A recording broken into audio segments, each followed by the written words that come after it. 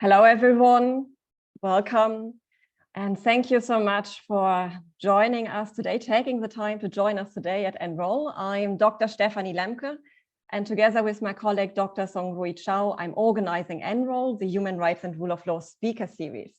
5 times a year, we give the floor to female role models, practitioners and scholars who discuss with us the latest developments in human rights and rule of law. And due to the recent UN Climate Change Conference, COP27, we decided to dedicate this webinar to climate justice and the rights of indigenous peoples. Climate justice is a concept that addresses the just division and the fair sharing of the burdens of climate change and the responsibilities to deal with climate change. But often, the very poor and vulnerable in society suffer the greatest impact also of the effects of climate change, despite these peoples being the least responsible for the emissions that have driven the climate crisis. And this also includes indigenous communities. Mining, dams, and industrial activities threaten the areas where indigenous communities live and threaten the ways of living. So yet their voices are really heard when it comes to protecting the environment and combating climate change. And this is why we at EnRoL, we are very pleased and honored to have 3 experts today with us discussing this very important topic with us. Dr. Giada Giacomini, Max Weber Fellow at the European University Institute at its Law Department, and the author of a recently published monograph entitled Indigenous Peoples and Climate Justice, and 2 human rights lawyers acting for the Brazilian NGO called the Articulation of Indigenous Peoples of Brazil, Irene Bonetti and Giovanna Valentim. What we will do in the following is that I will first give the floor to our 3 speakers, which will be followed by a brief discussion part by my colleague Chao, and then I will hand over the floor to you for your questions and comments. And also, please feel free to type your questions and comments in the chat box. And then I will hand over to Giada. Giada, the floor is yours. Thank you so much, Stephanie. Thank you, everybody, for being here. I'm very, very honored. And I'm going to share a presentation so that, yeah.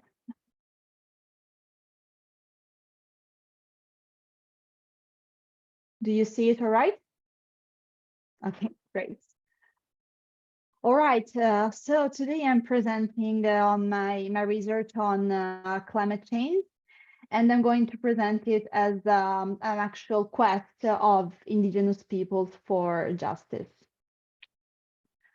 So I'm an Italian academic, and I'm working on in a multidisciplinary way on intersectional issues. The first cluster I have analyzed throughout my research is the international human rights law, and specifically indigenous people's rights, international environmental and climate change law, and how human rights and environmental law do interact, and how I analyze this through critical legal theory. For me, critical legal theory is a way to deconstruct the law to understand what are the imbalances of power that actually created the law, and for me, it's about not taking the law for granted. And finally, I analyze this intersectionality through practice and policy. So I'm not just like a philosopher of law, but I also very much like to see what is on the ground, what is happening at with the indigenous people's rights at the practical level. Of course, for this, I have specialized in different national contexts, for example, in the context of Peru. This is my very recently published book, a bit of commercial time. The research I've put into this book is a critical rethinking of the relationship between international human rights law and the environment, using also the perspectives of indigenous peoples. I have adopted climate justice as an interpretative approach of international law and governance. And I have adopted a strong focus on participation rights, access to justice, and litigation. In the very final part of my research, I focused on what I call the beyond human rights approach. For example, rights of nature.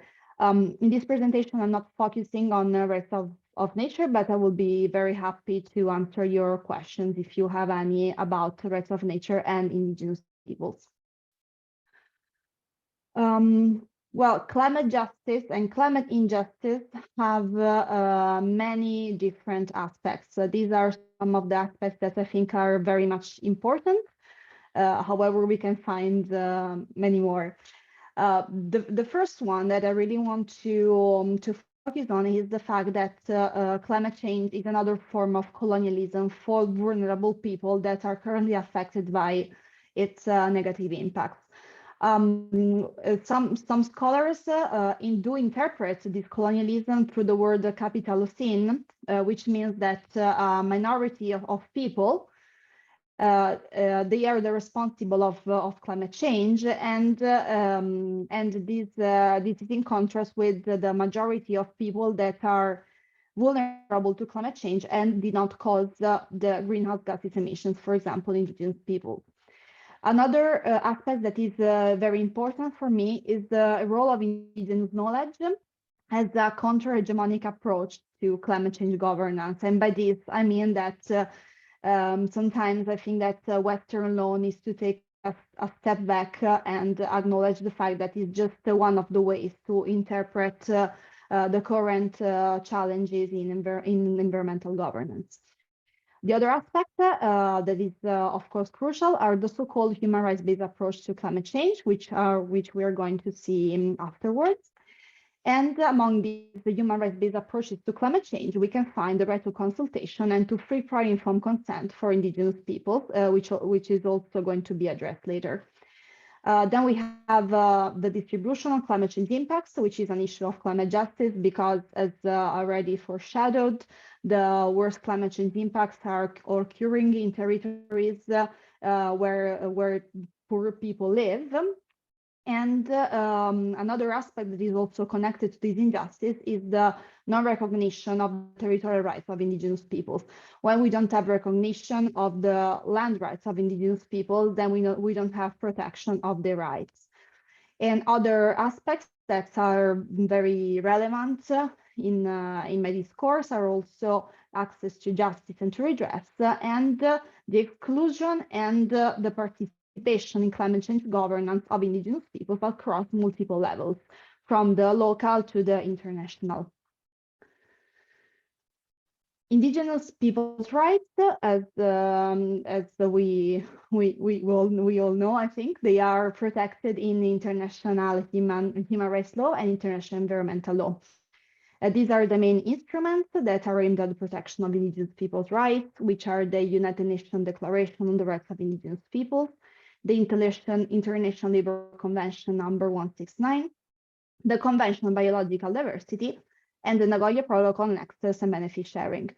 I always include international environmental law instruments when I talk about indigenous people's rights, because these instruments, they are crucial for the protection of their knowledge with relation to access to genetic resources and also for the conservation of biological diversity.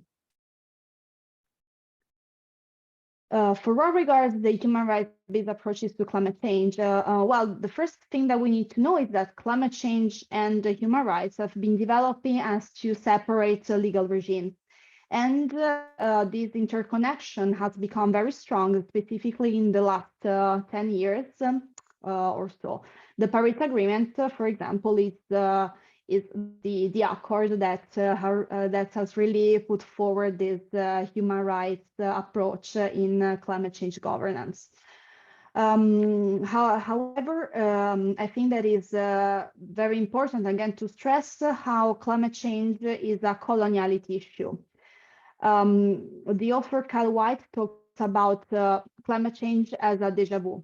It means that climate change for indigenous people is just another aspect of colonialism, whereas there are some wealthy nations like a center that through their wealth, through capitalism, is affecting what can be called the periphery. And by this, I don't mean, of course, that indigenous peoples are peripheral in the climate change discourse, not at all the contrary, but it means that in this international assets, we do have countries, the capitalist countries, that are affecting the countries that did not contribute to climate change.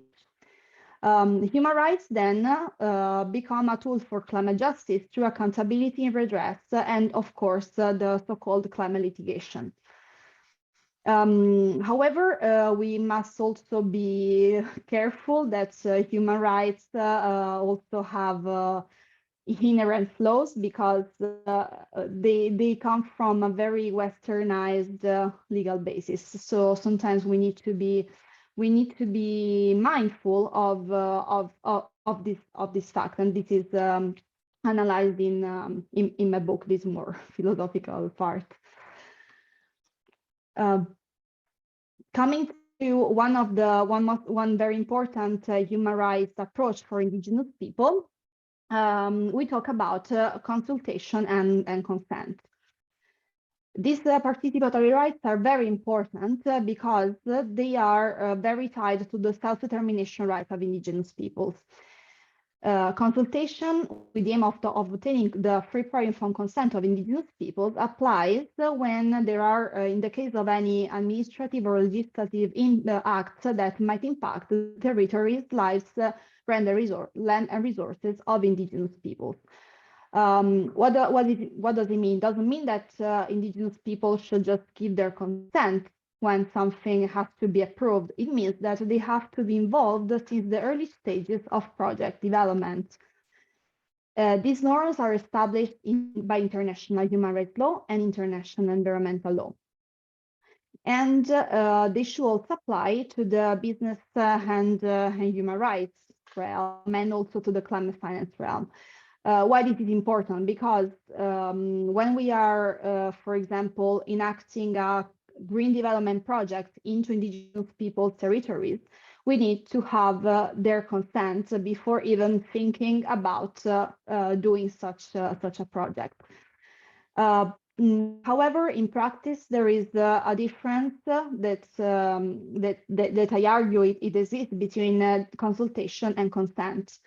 Consultation is just it's more about giving information and consult about the measure, while consent is based on the self-determination right of indigenous peoples. And this is why I argue that we really need to apply the self-determination framework when we talk about free, prior, informed consent of indigenous peoples. Another aspect that is very important for climate justice is the redress. For indigenous people, sometimes there are issues and problems when accessing courts, for example, to also paying legal experts, paying lawyers. And another aspect that is very controversial sometimes is the demonstration of land ownership.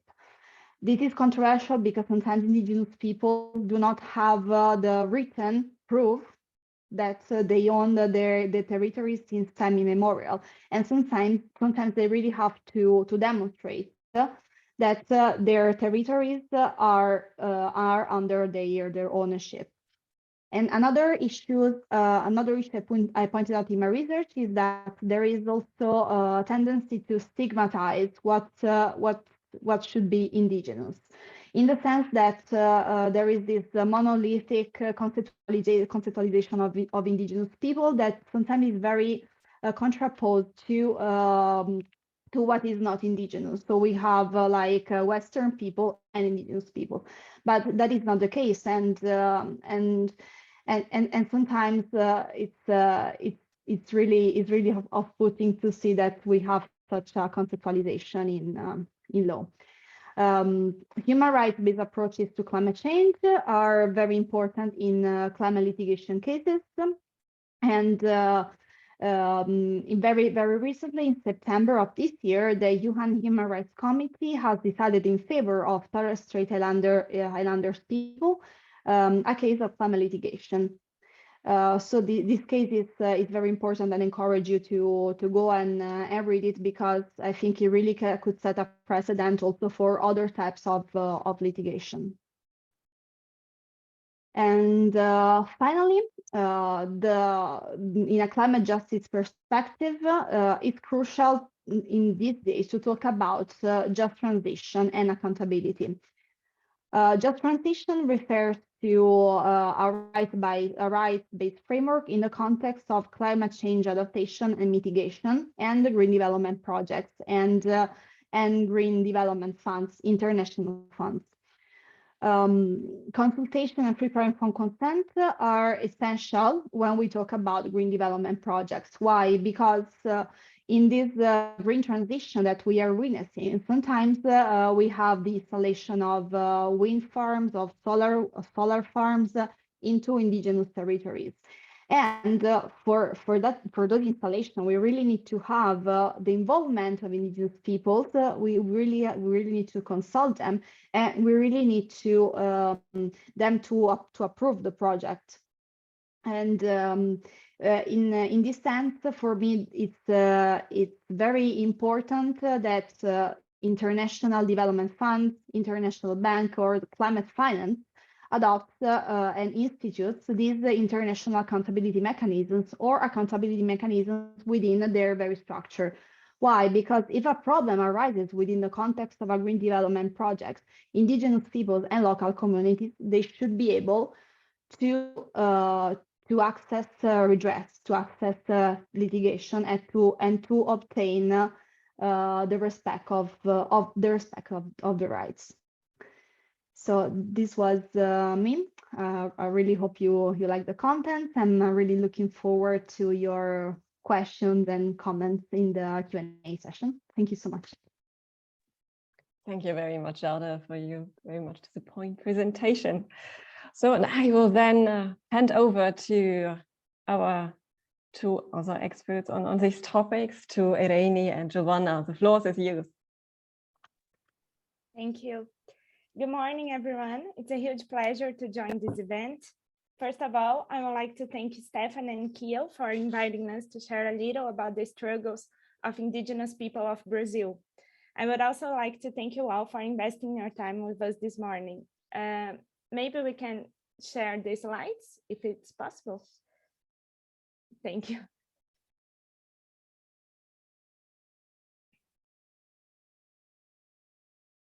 So my name is Irene Bonetti, and I'm here with Giovanna Valentim to share a little about the complaint presented. I think it's not on the first slide.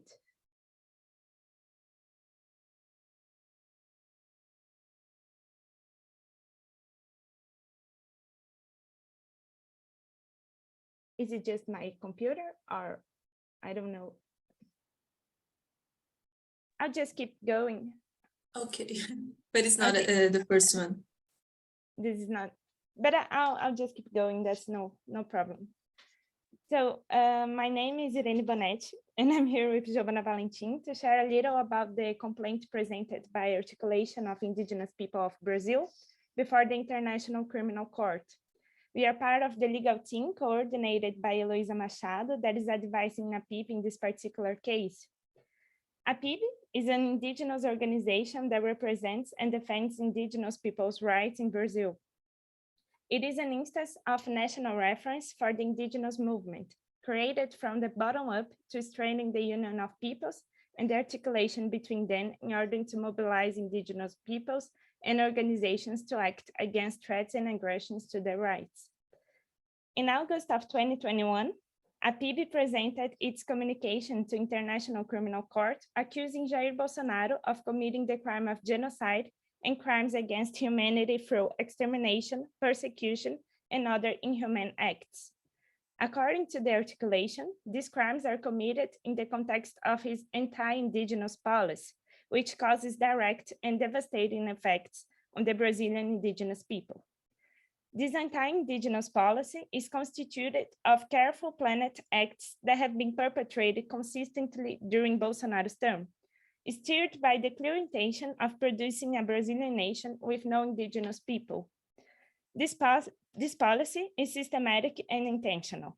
Both characteristics can be observed in the president's speeches and administrative acts, in which he defends the invasion of indigenous lands and refuses to enforce the legal directives that guide the protection of human and non-human lives in these territories.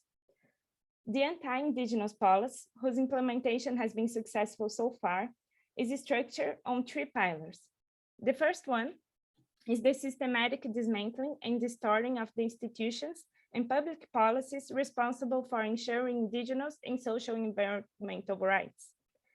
The second one is the increasing raids, incursion, deforestation, wildfires, and wildcat mining on Indigenous land. And the third one is the intensification of violence against Indigenous people and the worsening of their living conditions, with special attention to isolated Indigenous people, the Munduruku and the Yanomami.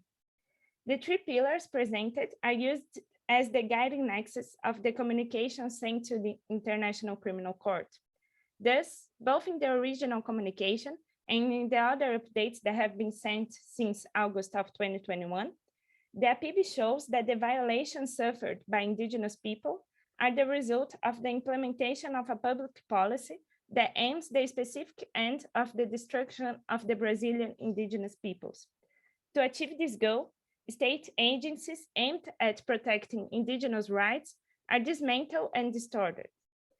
In parallel, sanitary conditions and interests of economic agents are instrumentalized as mechanisms capable of realizing the desired violations of rights. In the next few minutes, we'll present examples of each one of these 3 moments of the anti-Indigenous policy. So the first one is the dismantling and distorting public structures and policies. The implementation of Bolsonaro's anti-Indigenous policy requires the destruction of all public infrastructure designed to protect Indigenous and social environmental rights.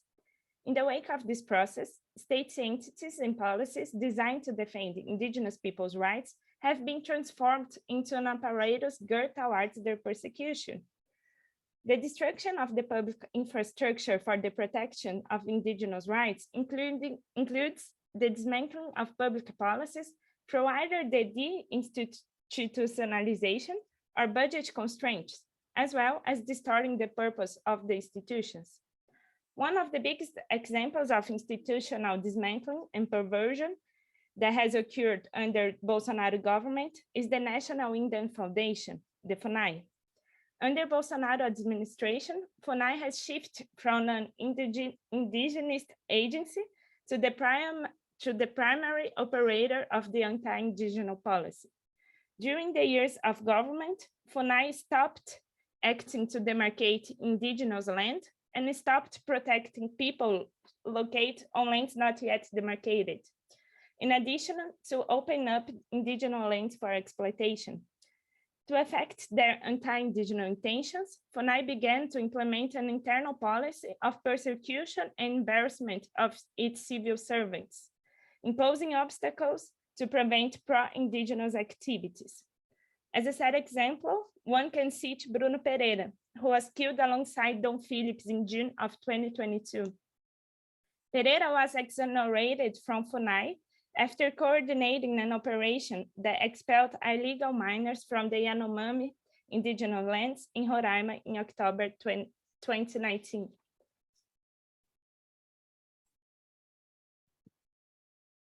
As Irene was saying, Jair Bolsonaro's anti-Indigenous policy has harmful consequences for Brazilian Indigenous people.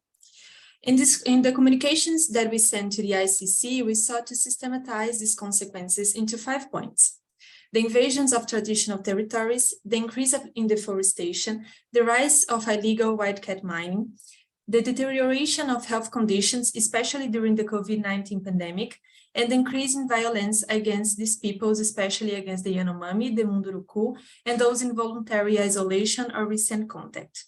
To illustrate these points, we are going to show you some data that we have sent to the International Criminal Court with our communications. I think that these slides are not changing, but I will try to systematize here, and after we can talk a little bit more about the data. So between January 2021 and June 2022, close to 16,000 hectares of the legal Amazon were converted into wildcat mining, and almost 80% of these hectares are inside indigenous lands. A recent study by Mebioma, a Brazilian organization that works with environmental issues, identified that 51.1% of the wildcat mining area in Brazil is located in indigenous lands or conservation units or don't have any valid mining title, which means that more than 50% of the Brazilian wildcat mining area is illegal. The indigenous lands most affected by illegal mining are the Yanomami, the Munduruku, and the Kayapó. In addition to this environmental crime and other environmental crimes, these and other indigenous lands suffer from the wave of violence that comes along with the invasions. The Guajajara from Maranhão and the Pataxó from Bahia, for example, are victims of anti-indigenous militias that invade their territories and murder their leaders, children, and even their pets to show how cruel they are. In 2021 alone, 176 indigenous peoples were murdered in Brazil, 38 of them in the state of Amazonas and 35 in Mato Grosso do Sul, where the Guarani Kaiowá are persecuted by agents related to the farming sector, one of the bases of Bolsonaro government. In 2020, 182 indigenous peoples were killed, 69 more than in the previous year, 2019, when 113 murders were registered by the Conselho Indigenista Missionário, another Brazilian organization that works closely with the indigenous peoples of Brazil. The violence against women and children is also very recurrent. In the Yanomami indigenous lands, for example, women and girls are systematically attacked by illegal miners. Rape and forced prostitution, for example, are routine for them. In addition to physical violence, women and children are contaminated by mercury. This contamination has reached such high levels that in the Munduruku indigenous lands, we see some reports of women who fear getting pregnant, afraid of transmitting this heavy metal to their children. But still speaking about the health conditions faced by the indigenous peoples in Brazil, we can highlight what happened to them during the COVID-19 pandemic.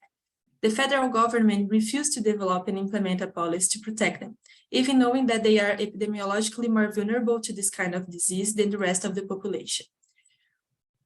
Among the measures adopted by Jair Bolsonaro's administration that contributed to the worsening of the disease among indigenous peoples, we can cite the lack of medical infrastructure, the refusal to monitor and prevent the entry of non-indigenous people inside indigenous territories, the sending of medicines with unproven efficacy to the communities, the refusal to provide medical care to indigenous in urban contexts, and campaigns such as Brazil Cannot Stop, carried out by FUNAI itself, which is the indigenous official organ in Brazil, in an attempt to, in this campaign was trying to convince indigenous people to unblock roads that lead to their lands, letting them open to strangers possibly contaminated with coronavirus in order to protect the Brazilian economy, as said by Bolsonaro himself.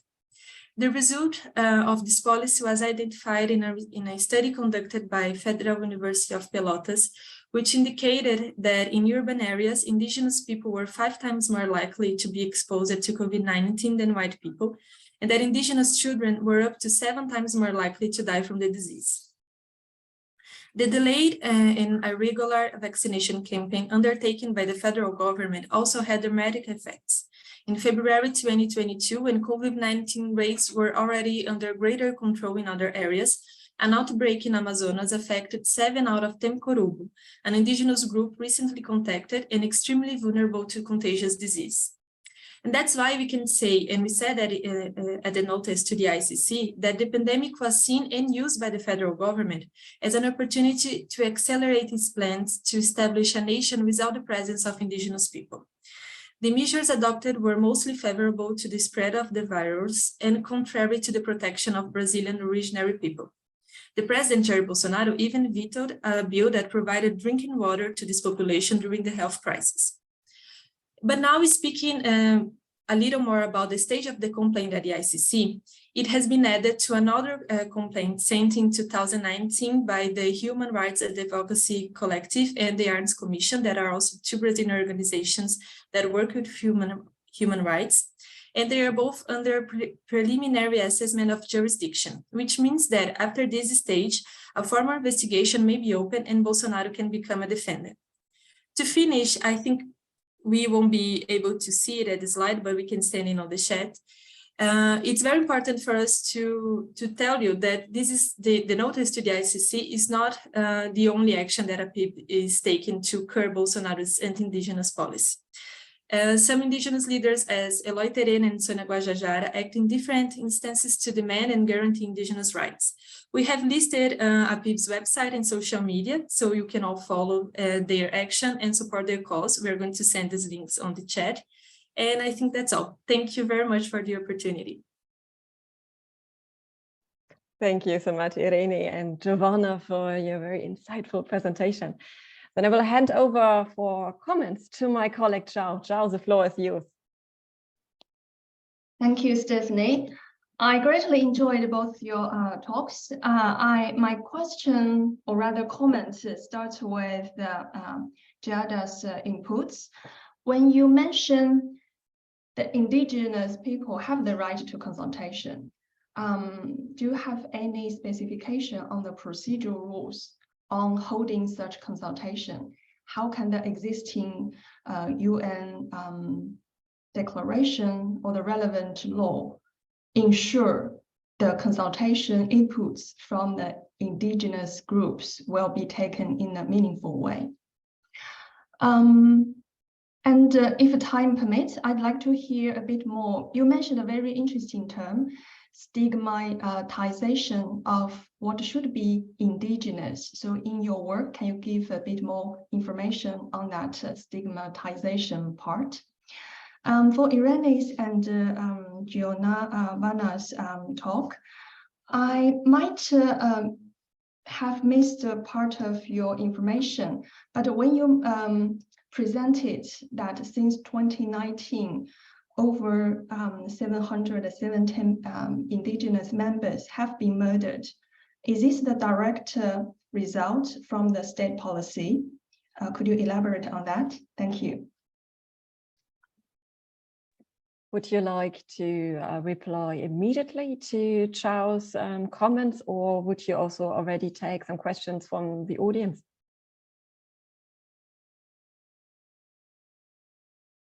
Maybe I can go with this Yeah, two. okay, If great. Okay, go ahead. I agree we can have this approach.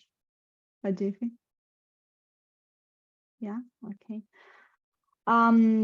So, okay, regarding consultation, well, international law sets a framework that, of course, then the state and private companies, I think, also have to apply.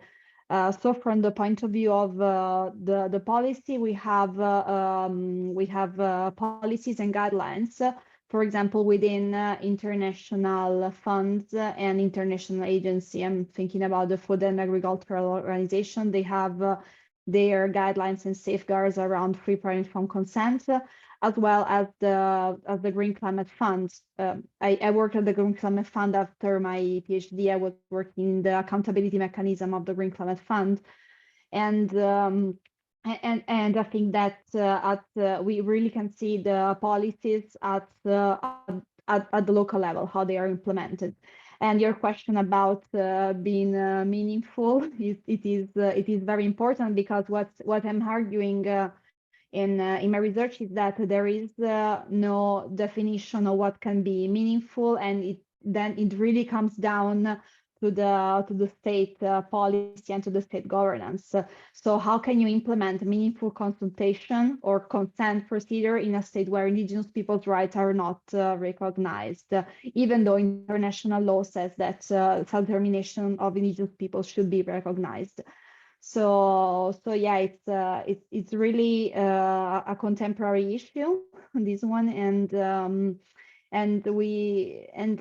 I think that states and private corporations, they really should work toward meaningful consent of Indigenous peoples, and and perhaps international law should be the minimum standard that they have to apply. This is what I think. And the other question about stigmatization, I can give you an example of a recent case I was working on regarding the Republic of Kenya and the Ogiek people. So basically, in the reparation judgment, the Republic of Kenya was arguing that Ogiek people were not Indigenous peoples because they were they were not any more indigenous as before, in the sense that they were not anymore living as a hunter-gatherer people. And this is crucial in this argumentation, in the sense that the first state indigenous peoples should live as they were before the colonization. Otherwise, they cannot be considered indigenous peoples anymore. And with this argument, states can say that indigenous peoples are not entitled to the rights of indigenous peoples because they don't fit in that definition. And this is what stigmatization is about, is thinking that indigenous peoples are this kind of like monolithic people and they should correspond to a precise ideal that is set by Western states and law. Thank you, Giada. Irene and Giovanna. Okay, I'm gonna answer this one. I don't know if Irene is able to share the slides, but thank you, Chao, for the question. And we defended, yes, the rise of the rates of murders and violence against indigenous people. We defended they are directly related to the election of Jair Bolsonaro, because his discourse and his acts and like formal acts, they legitimate an anger and a violence against these people that were, maybe they were present before, but they were not so legitimized by official institutions and by the president himself. So we cannot say that Bolsonaro is the one who is directly killing these people, but we say that he is empowering the agents that are being violent and being nocive to the existence of indigenous peoples of Brazil. And that's what we are defending on the ICC case. Thank you. Joe, have your questions have been answered by our three speakers? Great. So I also have two questions for Giada from the chat box. Sarah says, thanks for the webinar. I can't talk, but I would like to pose a question to Giada Giacomini. Maybe you can read it. Oh, yeah, I will read it now. I would like to ask Giada more about the use of critical legal theory in her project. All right, I will try to give some core coordinates at least. Okay, I've been inspired mainly by Brenda Bach's team and Anna Greer, and in their theorization of human rights. Basically, with the part through the fact that rights in general have been expanding, and for what regards indigenous peoples, they did not have rights during colonial times because they were not even considered human beings. And we have been witnessing through the decades, especially after the decades of decolonization, a progressive expansion of human rights. And now we have many different instruments concerning women's rights, children's rights, indigenous people's rights. So the fact that so there is this critique about the universalism of human rights, and there is also about another critique of the inclusion in the language of rights of, for example, corporations. Corporations have rights.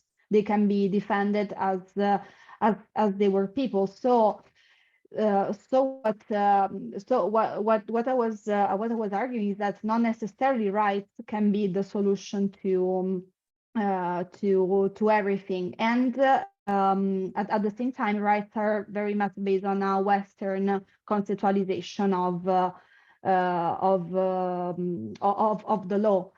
And in my research, I wanted to consider how there are different conceptualization between on the conception between humankind and the environment. And I'm doing this from the point of view of rights of nature, but also from the point of view of indigenous cosmovision, to see if rights can be, if expanding the right can be an answer to this current ecological crisis. So I hope I was clear enough. Okay, I have another question from Hilary, and she would like to ask you about ecocide and afford to ratify it as a new international crime, which will mean including it in domestic legislation, creating a current law across borders. This might strengthen advocacy and human rights effort.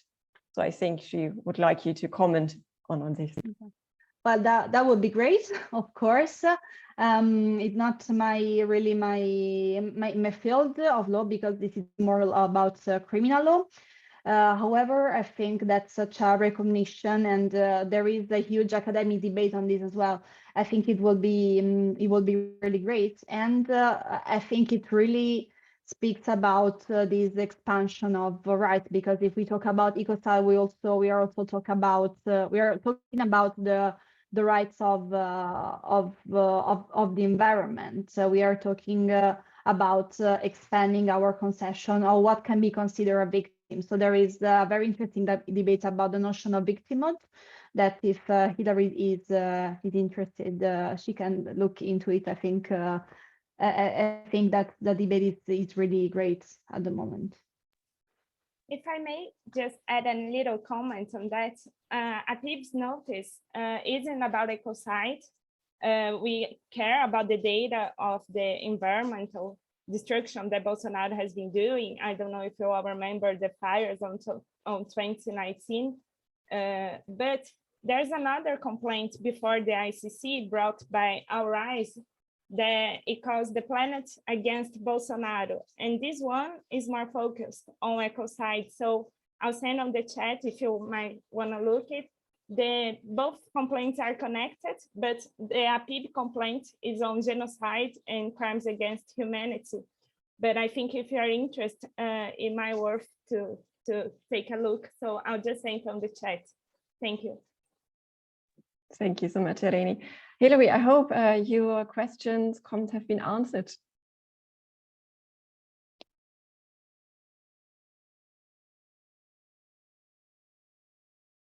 Great. Then also Jessica has a question. Welcome, Jessica. Thank you for joining us today. The floor is yours. Thanks a lot. I will try to speed up. Hi. To leave the floor for others. Well, I was wondering if Giada Giacomini could briefly look into the LACA 100 versus Argentina case, because I think it's quite interesting from the perspective of indigenous people's rights to an autonomous, like the sort of autonomous nature of the right to a safe environment. I was wondering if, to what extent, if you could, in the sort of following the legal tradition of commenting on these sort of decisions, if there's anything you find especially worthwhile to share with us. Thanks a lot. Yeah, sorry, I think I didn't get which case you're referring to. Is this a specific judicial case? The LACA element. Yeah, just give me.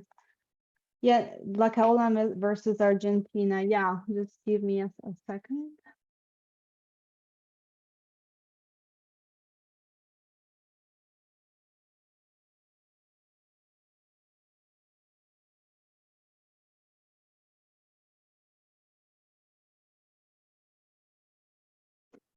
Yeah, I think this case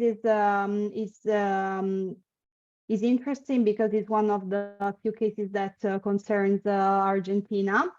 Yeah, it is quite progressive. Yes, I was just I was just looking at the reference of the case, because there are very many in the inter-American system, and in Argentina it is crucial. Just like the other day, I was in a conference at the Argentina embassy. And there was this person from the government, and they have been investigating the case of a massacre in Argentina that took place in the 1920s in the Chaco region. And I think in Argentina, the Indigenous issue is coming just now very clearly.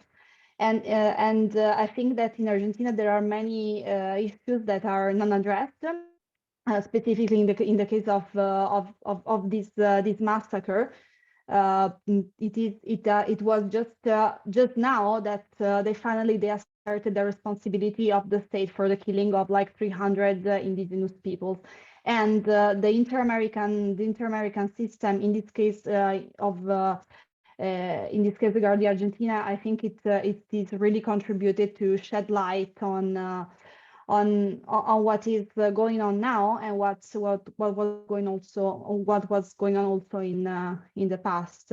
So I think the role of International Human Rights Court is very relevant, and especially in the case of Argentina, can give you the coordinate of this judicial case, which was national, but it is also very relevant if you're interested in this country. Jessica, has Giada answered your question?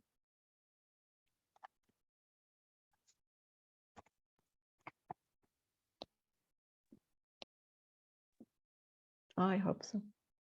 Yeah. Are there more questions and comments from the audience? And please raise your hand. Otherwise, I also have a couple of comments and questions. Okay. First of all, I have a comment for Giada. I think you raised a very important point about access to justice, that something like cultural expertise is actually missing to represent and also translate the viewpoints of indigenous communities to judges and other court staff. I think it was a really important point you made in your presentation. And I have a question for all of you. Why do you think are the voices of indigenous communities less visible here in Europe, where actually lots of companies are based that have really massively also contributed to the climate crisis?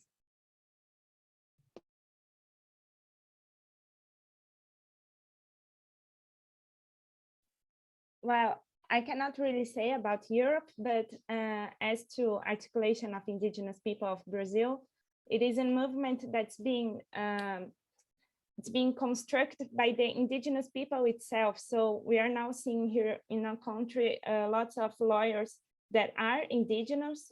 We mentioned Eloy Terena, and APIB is doing such a great work. It's been interacting with the Inter-American Court, and it's getting some positive results. Here in Brazil, we are in a bad situation because of Bolsonaro, of course. So to implement the measures taken by the Inter-American Court, it's been really difficult. But we can say that we are being able to watch now the development of a lot of indigenous lawyers. So their voices are being more and more heard now. In fact, we might have a minister of the indigenous people in the next government. So we think that will change a lot. But that's it. We are very happy to be able to watch this. But on the Europe, maybe Giada can comment a little more.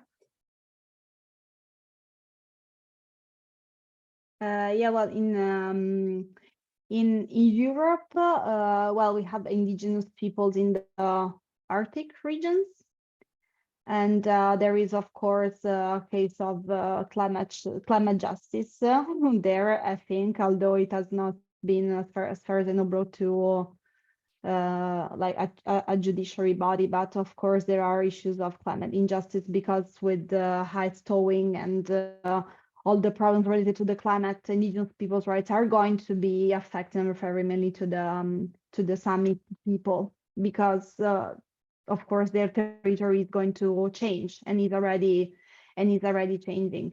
And another issue that is important in Europe concerns the just transition, because in fact in Norway there has been a judicial case by the Supreme Court of Norway, insofar as there were installed the wind farms in the ancestral territory of Sami people without the human rights safeguards. And the court said that this could not be done. You cannot install like wind farms into an indigenous territory. So this is why I was referring to the just transition, transition team, because I think it's going to be so important even in Europe. And another thing that is worth mentioning is that Germany has ratified the ILO Convention 169 on indigenous peoples, and I think this is important because of private companies investing into global south, although I don't like this expression, into global south territories where there are indigenous peoples. So it is important that European private companies respect the rights of indigenous peoples even when they are operating outside Europe. So yeah, I think that there are going to be very interesting developments on this.